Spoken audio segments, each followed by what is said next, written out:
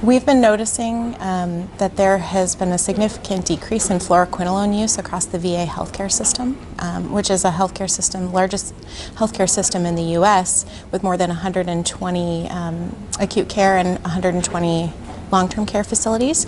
And so we wanted to really take a closer look at changes in fluoroquinolone prescribing, but also potentially look for some broad-spectrum agents that people might be using to replace fluoroquinolones, and look at the relationship with the onset of hospital-acquired Clostridium difficile infection in the healthcare system.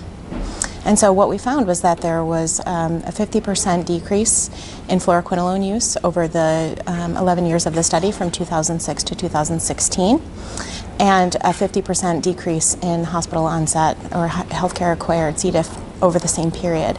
We also noticed that toward the very end of the study in 2014, there was a slight increase in cephalosporin use. For the rest of the study period, it had been relatively flat, but toward the end, we started to notice an uptick, which is a little bit concerning because this is an agent that also predisposes patients to Clostridium difficile.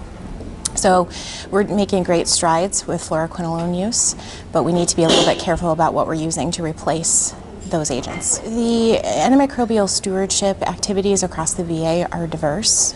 There's a very strong network of professionals dedicated to antimicrobial stewardship, and people try out lots of different practices, and so the next line of research is really to drill down to these individual practices and see which activities have had the greatest success. So we're going to look at individual facilities and see how their programs have been going, how their progress is going. And we would also like to look at some of the other agents besides cephalosporins to see what's happening with those in terms of use in the absence of or the decrease in fluoroquinolone use.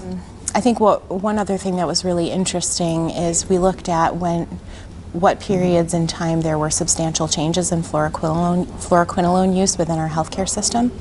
And they pretty closely mirrored the releases of black box warnings and label enhancements issued by the FDA. So the process in the VA is whenever there's a release from the FDA, the VA actually sends out supplementary information to all of its antimicrobial stewardship providers and prescribers on the front line, and also supplements that with webinars. So it was very interesting to see how the changes in fluoroquinolone pretty closely, not perfectly, but pretty closely mirrored those time points.